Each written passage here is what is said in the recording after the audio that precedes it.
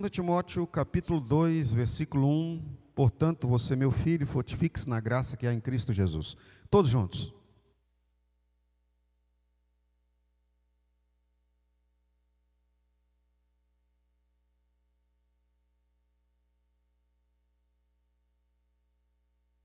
Amém. Podem sentar, amados.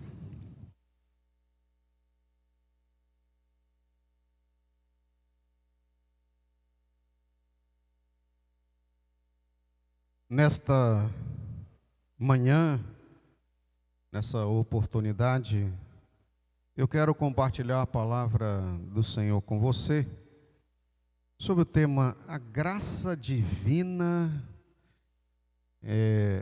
aplicada à nossa vida. Poderia falar só a graça divina, mas eu quero determinar onde nós vamos chegar. Temos um inconveniente, queridos, de achar, e aí isso é um machismo perpetrado no seio da igreja, e eu entendo até que isso, eu queria que você prestasse bastante atenção no que eu estou dizendo, tá? Eu queria que isso viesse a ter uma clareza tão importante na sua vida, que pode ser determinante para uma guinada espiritual no seu caminhar diário. Há uma falsa mensagem introduzida na vida cristã, e essa falsa mensagem, ela advém de forma maligna, porque ela diminui a graça e traz para a pessoa uma responsabilidade que ela não é capaz de cumprir, que é ser santo. Ser santo. Nós não somos santos por esforço, nós só somos santos pela justificação. Muita gente não entende isso.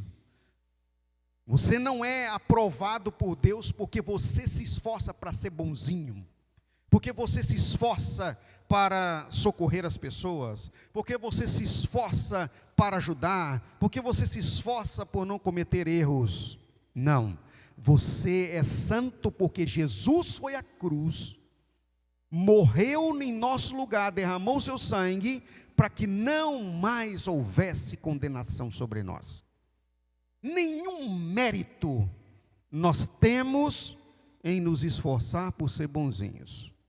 Nós nos esforçamos para ser melhor, nós fazemos as coisas por amor, nós socorremos porque precisamos fazer, mas não para ter a aprovação de Deus.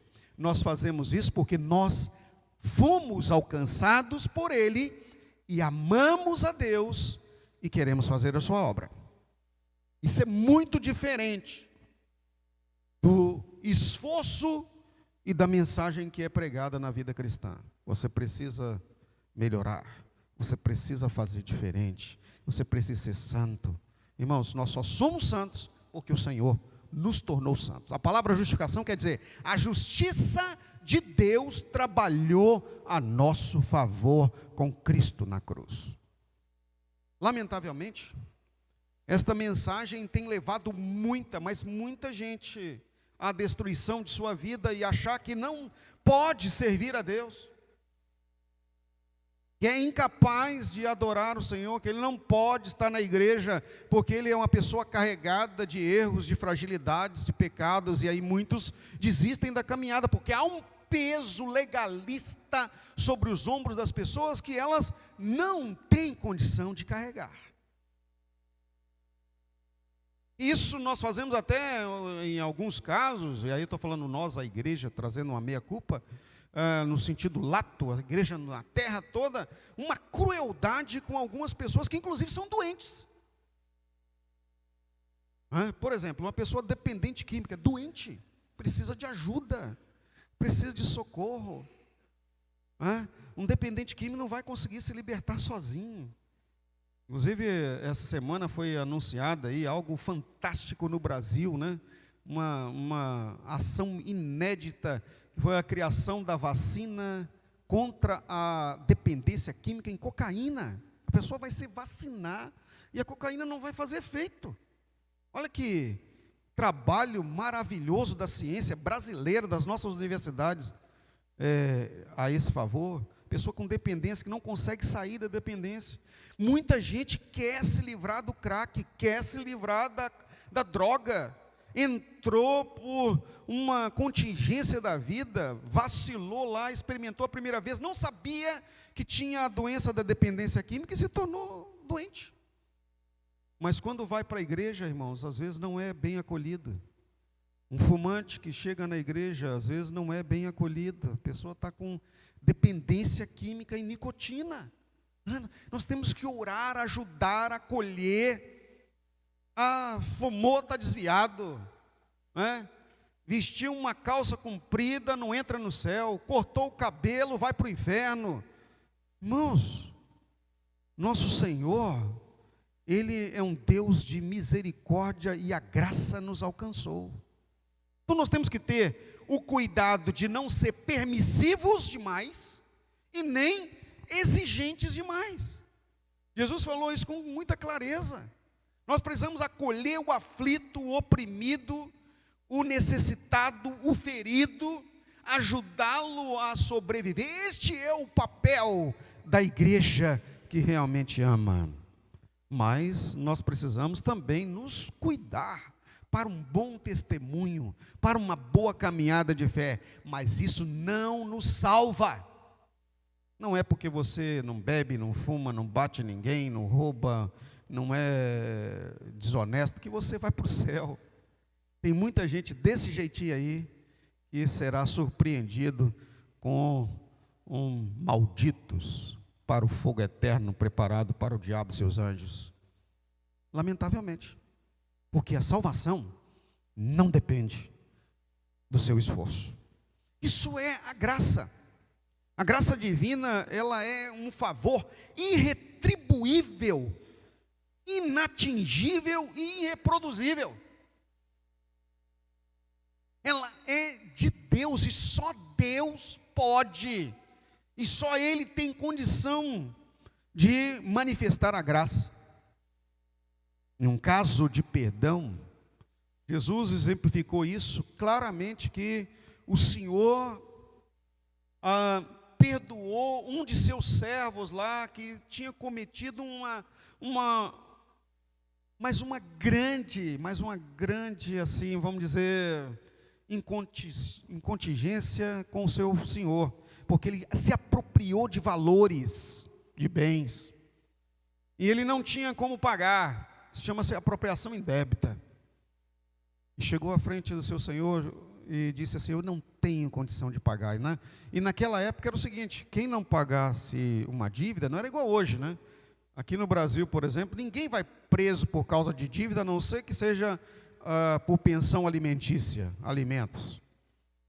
Nós somos signatários do Pacto de São José da Costa Rica, e aqui no Brasil ninguém é preso por isso, mas tem países que é preso. Quem deve vai para a cadeia.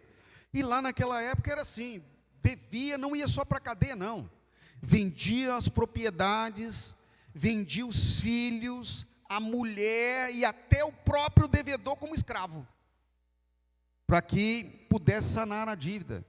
E aquele homem sabia da consequência, mas ele também teve a capacidade de entender que o Senhor era um homem misericordioso, era um Senhor misericordioso. Ele falou: perdoa a minha dívida, me ajuda, não venda os meus filhos. E o Senhor foi lá e perdoou a dívida dele.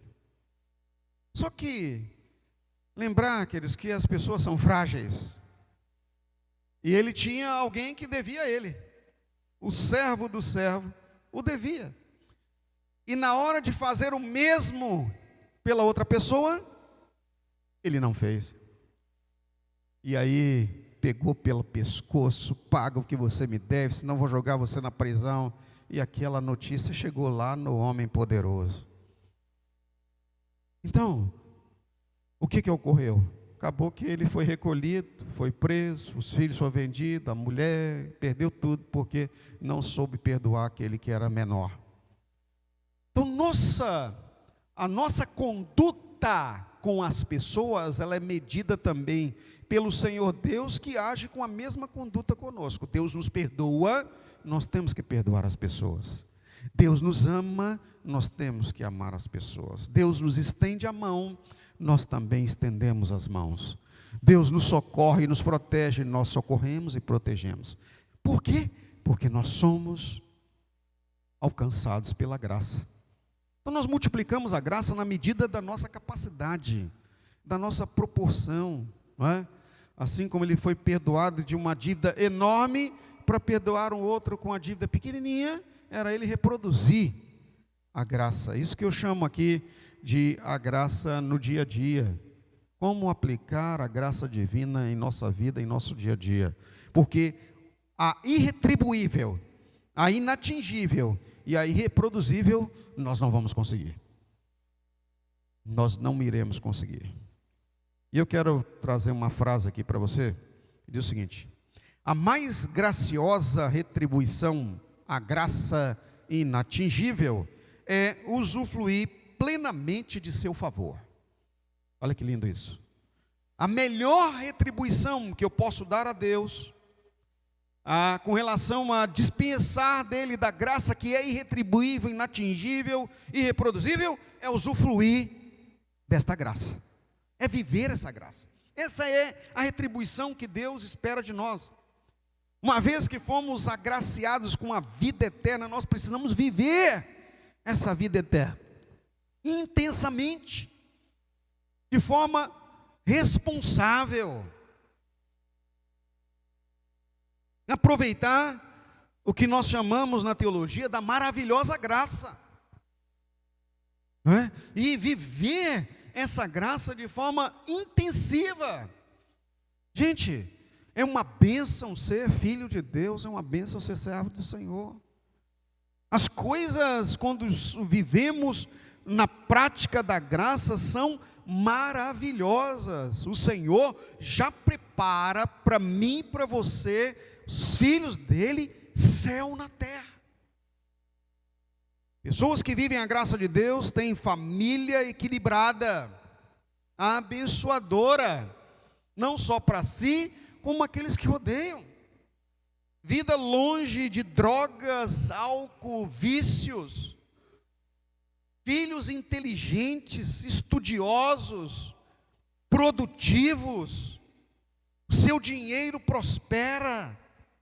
É como a palavra de Deus fala, o que acontecia com Davi e outros homens de Deus: aonde você põe a mão, abençoado será. Então levante suas mãos assim pela fé e diga: aonde eu pôr as minhas mãos, abençoado será. Sabe isso, querido? Sua empresa, seu negócio, seu empreendimento, seu trabalho, sua gestão, onde põe a mão, prospera. Isso é a graça de Deus fazendo acontecer na sua vida diária. Mas isso é uma decisão que nós precisamos tomar, de viver intensamente a graça de Deus. Para que eu possa viver essa bênção que nós temos, pois está-nos disponível, eu preciso alcançar um pouco mais de sabedoria no Senhor. A palavra de Deus fala que o temor do Senhor é o princípio da sabedoria. Então, quem teme a Deus procura o saber. Então eu preciso vivenciar a sabedoria, a direção e a interpretação das Escrituras por meio do Espírito Santo. Só o Espírito Santo nos traz entendimento das Escrituras nesse aspecto. Eu gostaria que você pensasse na seguinte frase: é preciso alcançar o entendimento da grandeza da graça para viver a graça de Cristo Jesus. Se eu não tiver entendimento da grande benéfica que Deus produziu, que é a graça, eu não vou vivenciar a graça de Cristo. No texto que nós acabamos de ler, Paulo fala: portanto, você, meu filho, frutifique-se na graça que há em Cristo Jesus. Repita comigo: que há em Cristo Jesus. Vamos entender a sabedoria dessa frase. A graça não está em mim. Ela não é minha, ela é de Cristo, ela está em Cristo Jesus. A graça que há nele. Então, para que eu tenha graça, o que eu preciso? Eu preciso ter Cristo em mim. Para alcançar então e vivenciar a graça, Cristo em mim. Abra sua Bíblia, por gentileza, em Gálatas capítulo 2, versículo 20. Texto que eu já mais inúmeras vezes compartilhei aqui. Gálatas capítulo 2, versículo 20. O apóstolo Paulo falando exatamente sobre Cristo em si. E eu quero trazer aqui dentro deste verso alguns destaques. Como é que nós temos, o que fazer para ter Cristo em nós? Ou seja, a graça que é inatingível. A graça está, ela há em Cristo. Eu preciso de Cristo. A graça é inatingível por esforço, mas Jesus é acessível por natureza. Ele deixou-se tocar, ele veio até nós, ele é acessível, ele quer estar em nós e ele prometeu: eis que estou com vocês todos os dias até a consumação dos séculos. Está em Mateus capítulo 28, verso 20. Então, vamos lá. O que Paulo diz aí? Já estou crucificado com Cristo, e vivo, não mais eu, mas Cristo vive em mim. Vamos falar todos juntos? 1, 2, 3 e... Já estou crucificado com Cristo, e vivo, não mais eu, mas Cristo vive em mim. Olha aí o segredinho maravilhoso. A graça que há em Cristo Jesus, ela nos permeia, ela nos completa, ela nos encontra quando nós deixamos Cristo viver em nós. Aí é uma decisão. O seu eu, as suas vontades são negadas por você mesmo. Por isso que Jesus falou: aquele que quiser ser meu seguidor, negue-se a si mesmo. E aí Cristo, o ungido, como compartilhamos aqui poucos dias atrás, vive em nós. Quando nós alcançamos esse entendimento da grandeza da graça, que ela não é nossa, ela está em Cristo, e aí deixamos-nos governar por Jesus, nós vivemos na sabedoria do Espírito Santo, porque Ele passa a nos conduzir. Então é indispensável o conhecimento da graça para que tenhamos uma vida espiritual madura. A maturidade espiritual, ela nos alcança, ou seja, nós chegamos a este patamar quando conhecemos, quando passamos a esse entendimento. 2 Coríntios capítulo 12, verso 9, segunda carta do apóstolo Paulo aos Coríntios, capítulo 12, verso 9, diz assim: mas ele me disse, minha graça é suficiente para você, pois o meu poder se aperfeiçoa na fraqueza. Olha que coisa fantástica isso. E se olharmos pelaquela ótica antiga, deturpada, maligna que eu acabei de compartilhar aqui no início, nós vamos dizer assim: mas esse era o poderoso apóstolo Paulo. Eu já vi tanta gente falando assim: mas ele era o apóstolo Paulo, ele era o Pedro, e aí até colocamos ainda uma qualificação anterior: é o São Pedro, é o São Paulo, é o São isso, porque ele era diferente de mim. Não, todos os seres humanos são frágeis, dados ao pecado, cheio de fragilidades, e Paulo não era diferente. Tinha fragilidades. A diferença que nós podemos e vamos fazer é negar a nós mesmos e os nossos desejos pecaminosos, para que Cristo esteja em nós. Isso sim é o esforço que nós temos que fazer. Não a aprovação divina, porque Deus já te aprovou. Diga a pessoa que está ao seu lado assim: você já é aprovado por Deus. Ele te comprou por preço.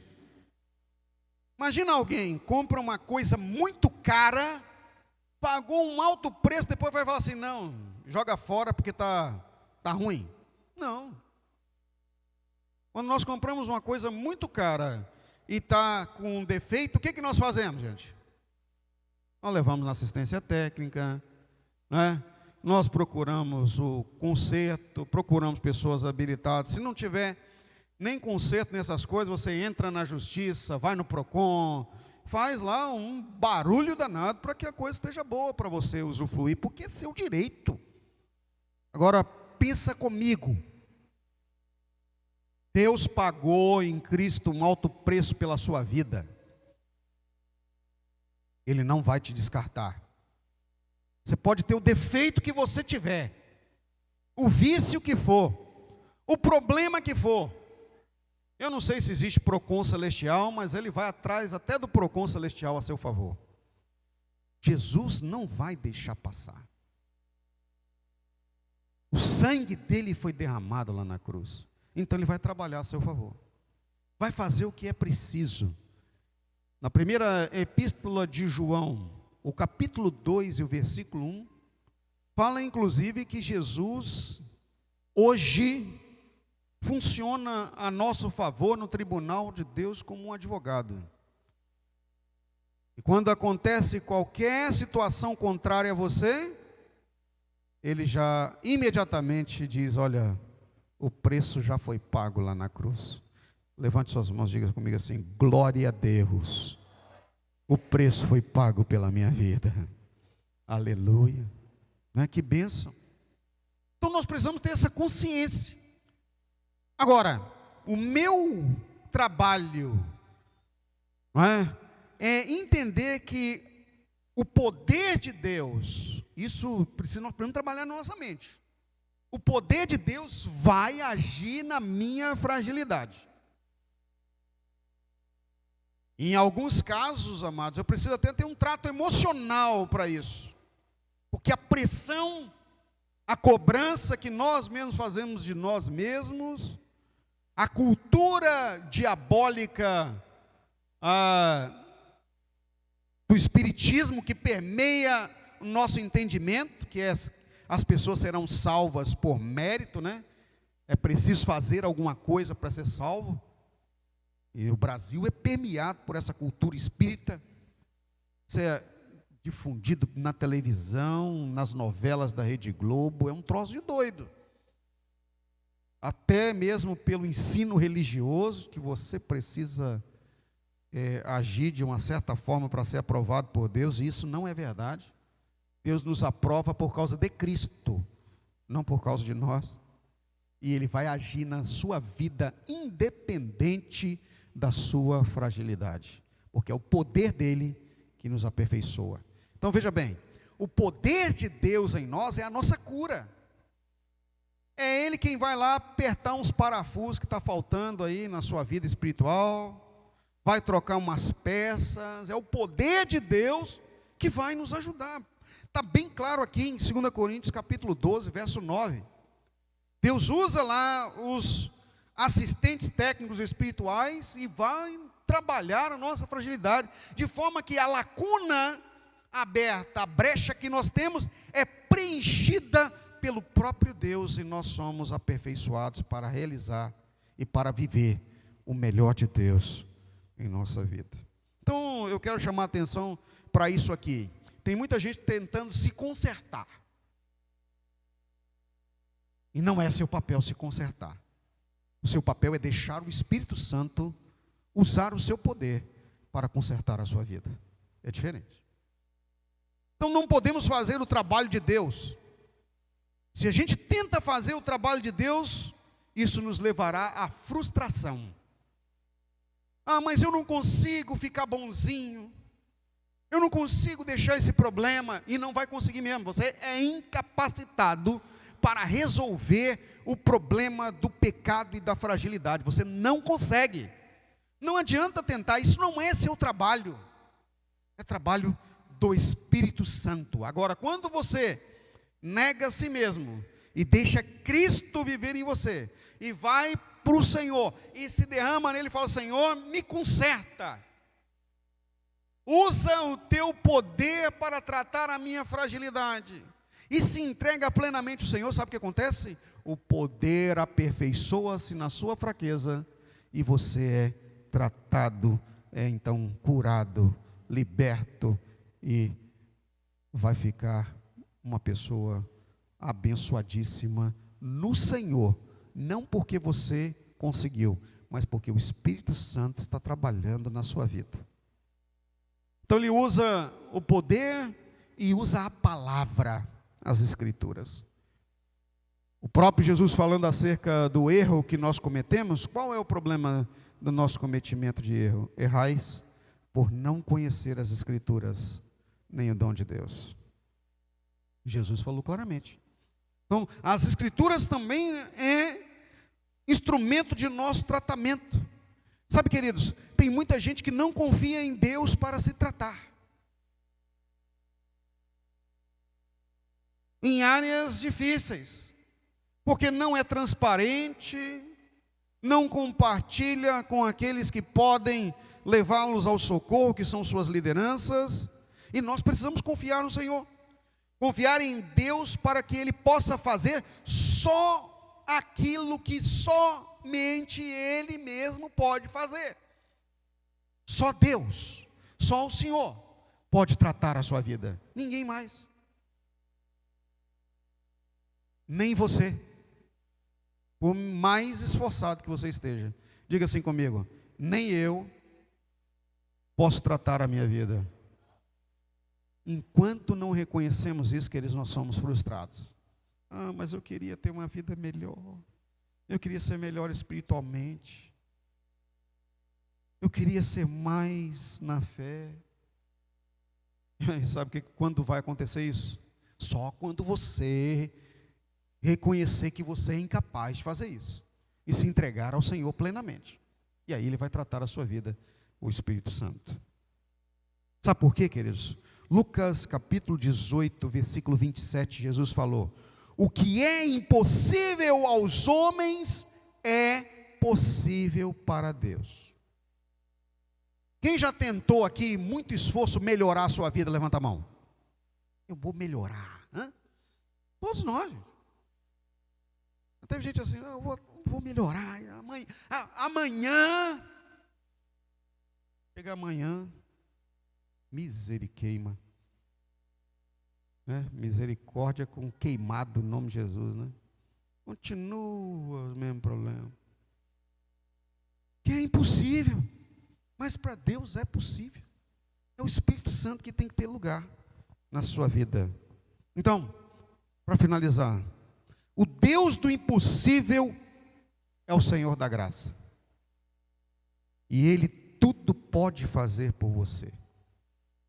Uma incrível bênção é que Ele já decidiu que você, repita comigo assim, Deus já decidiu que você é uma pessoa abençoada. Ele já decidiu. Nada pode frustrar os planos do Senhor, né? Nem mesmo você pode frustrar os planos de Deus. Mas é preciso uma entrega à graça de Deus, que é Cristo Jesus em sua vida. Vamos colocar de pé para fazermos uma oração.